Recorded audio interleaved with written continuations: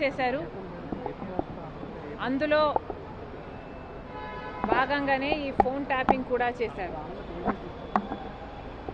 జగన్మోహన్ రెడ్డి గారు నా మీద చేసిన అత్యాచారాలలో ఫోన్ ట్యాపింగ్ అనేది చాలా చిన్నది.